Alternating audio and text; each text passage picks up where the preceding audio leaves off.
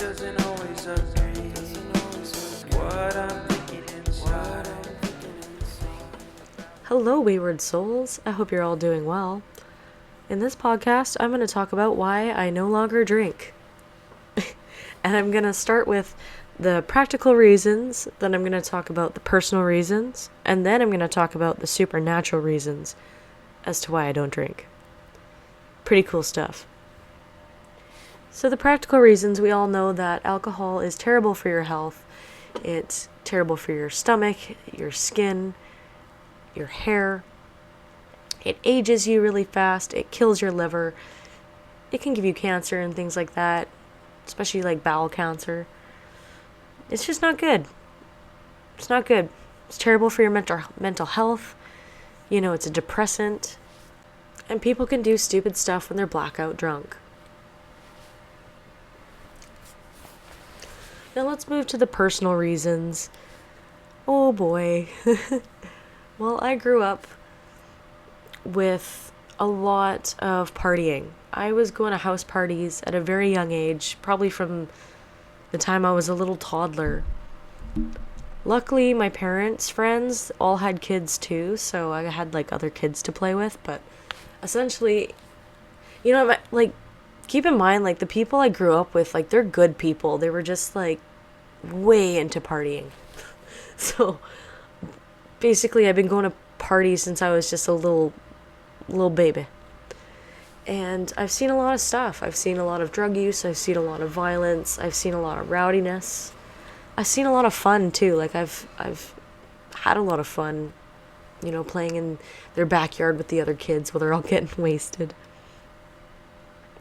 But I've seen a lot, and my family has struggled really bad. Like, I don't know if I Englished that right, but my family has very much struggled with alcoholism. And I'm not going to point anyone out specifically. I'm not going to say anyone's name on the internet because I want to protect their identities. But it's been a real challenge, even through generations going back. Like, alcohol's been a real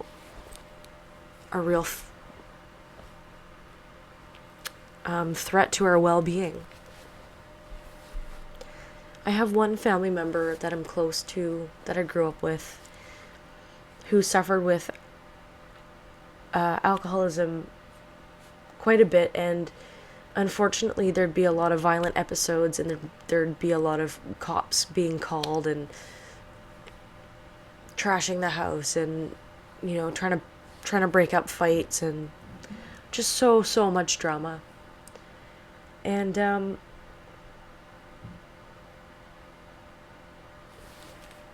I guess having mainly experiences like that associated with alcohol, it gives me less of a love for it. Like, and even with my own experiences, I used to black out all the time. Like, I didn't drink a lot. And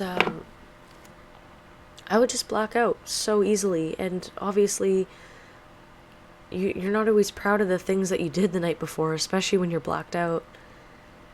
And one of my lowest points was I had mixed whiskey with a cooler because that's all we had for, like, chase, and I was with my friend at her house, and all I remember is drinking this drink and talking to her, and then somehow I woke up on the couch at 2 a.m. covered in vomit. It was all in my bra. I was actually choking on it because I was lying on my back on the couch.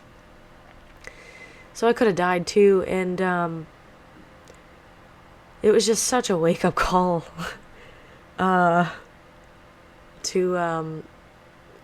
be the person who did that, right? Like, so at 2 a.m., I hail a Uber home. I grab her blanket. I'm so ashamed. I go wash her blanket while I'm, like, back and forth going back, like, doing laundry and then puking in the bathroom, hungover, worst hangover ever. And I'm pretty sure alcohol is what gave me acid reflux problems too, because I used to drink a lot, and I used to drink very regularly. There's been times in my life where I'm drinking every day. And, yeah, it's really affected my health physically too in so many ways where it's stripped a lot of nutrients. At one point I almost had like no hair. Like it was crazy. I don't know if that was just because of alcohol, like, but I just struggled at one point absorbing nutrients or something. Like, I have like a full head of luscious hair now, which is great, but it was rough times. And yeah, the amount of times like you just end up in a weird situation, like going to a house party and the fact that you don't know everyone there, so you have to be drunk to get to know people because we're all shy, and then who knows who's there that's totally sketchy. So I went to this one house party in my early 20s. It was a Halloween house party in Coquitlam, and this guy had money to pay out his employees. The guy that owned the place. I don't want to say I don't know what he was working for. Apparently it was it was his construction business. So we'll just go with that. He had tons of cash, and apparently it was misplaced. So he ended up chasing us all around the house with a baseball bat. And he cornered us all in the living room, and he's like whacking the wall and like screaming like, "Somebody better have my money." And eventually, luckily, I had these two good friends of mine. They're giant dudes. They finally stepped in, and they put the guy up against the wall, and we all got out of there safely. But it was a crazy time, and had I not been drinking and partying, like, I probably wouldn't have experienced that. Does make for a really good story, though. I don't really have a lot of regrets in my life because I learned so much. I will say that. But yeah, I don't believe in alcohol. I don't believe in it. And I'm no saint. Like, there's the odd time where I will have like a drink or two on a special occasion. And it really depends. Like, it just depends what I'm actually just truly in the mood for. I might be in the mood for mushrooms that day. Who knows? But I'll never go back to like just partying and just drinking to get drunk, and like that nightlife, like, it's just so not for me. I'm like, spiritually I'm 65, but I'm actually 28 in age. That's how I feel from all of that. Just growing up with partying at a young age, like, yeah. So, getting into the supernatural stuff, as I said, alcohol's a depressant, right? And what I believe, like, demons is just an energetic embodiment of dark energy. So, like, anxiety is a demon. Depression is a type of demon. And the thing is demon, it's got such a bad connotation to it. Like, we're not even supposed to really like fear these things. We're just supposed to understand what they are and kind of let them be. Any kind of negative energy like that. So that's what I believe that is. And when your energy, your own energy is vibing at a certain level, like if it's constantly depressed, you have depression energy around you, right? And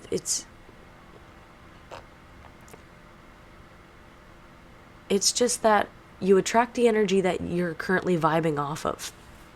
And energy can come and go, and you can purify yourself easily. And sometimes your own emotions are just your own emotions and need to be expressed. Okay, so don't get all fearful and feel like you're all possessed and stuff. It's not like that. But I will say that when my one family member drinks and she's like blackout drunk, I've seen her actually like talking to herself multiple times, like she's talking to someone in her head, and like, and it's weird, man. Like, she'll stop and be like she's listening for something. Like, it's weird. And there's been multiple occasions where she's like, her voice is so deep, and it's like she's snarling and she's like hitting herself, violently hitting herself, as if like possessed from a freaking like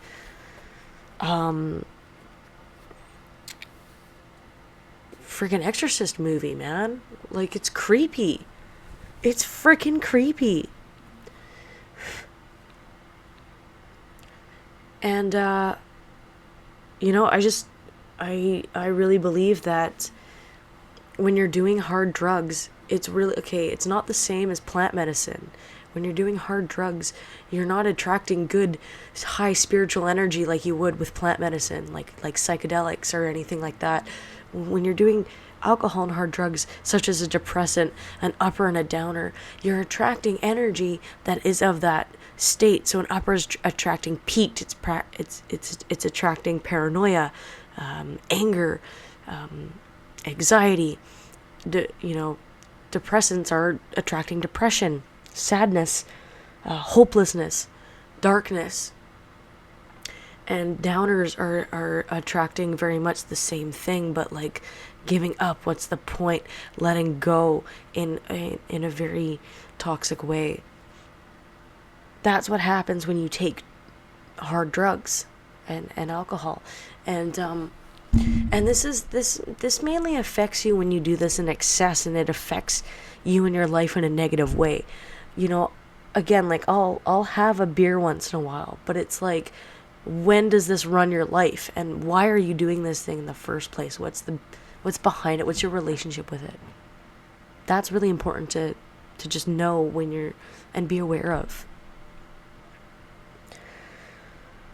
So I slept over at my friend's house once, and her apartment's pretty ghostly, I'm not gonna lie. Like, it's full of energy. And I had maybe 2 glasses of wine, and I wake up at 2 a.m. and I'm sleeping on her couch. And when I wake up at 2 a.m., it looks like I'm sleeping on her couch, and there's a shadow figure at the foot of my bed staring down at me. And it starts putting pressure on my feet, and it starts turning into like smoke. So it's like trying to like crawl up my legs, and like it's smoke, like put pressure on me, like to put me in sleep paralysis. So I started feeling like I was starting to slip into a daze. And then I ended up kicking and screaming, and I ended up falling off the couch and waking myself up. And my friend's mom actually, she heard me screaming in the night, which is a little scary. But at least I got out of it. I got out of sleep paralysis. And I used to have a lot of fear as a child, and I used to struggle with having demonic nightmares. And so, paired with alcohol, being a depressant, whatever state I'm going through, that ghostly building, like all the things combined, I think that, or maybe somebody was sending me some bad energy, I don't know. But it made it really easy for that energetic being to attach to me. And I don't want you guys to fear negative subconscious thoughts or negative entities, however you perceive this. When these things come your way, it's just for you to be alert, and you can tell it to leave. Like, you have the boundaries. You can set the boundaries. It's not like it is in the movies where there's no hope. Like, you just tell it to leave, and then get yourself out of that situation as fast as possible. Call in some good energy, spirit guides, whatever, to protect yourself. Yeah, so I actually, so when I was a kid, I used to have these demonic nightmares all the time, and I had a lot of fear and anxiety, especially towards like the world. And I think I went on this spiritual journey to figure out like why I should be alive, and also to connect with my passed on loved ones, and with like spirit, like source consciousness, because I know I could feel that everything's connected, and there's beautiful things beyond the veil besides just scary, awful, dark things. And once I learned this, and I learned how powerful I am as a person, I stopped having these nightmares. But again, when I have slip ups, or, you know, sometimes these things just come at you. You can't always be sunshine and rainbows, right? Sometimes you're going to have these negative energies around you, and it's just about being aware of it, and it's about taking practical steps to sort it out. So if it's negative energy, you're having nightmares about demonic beings, tell it to fuck off. And also, like, do some smudging or something.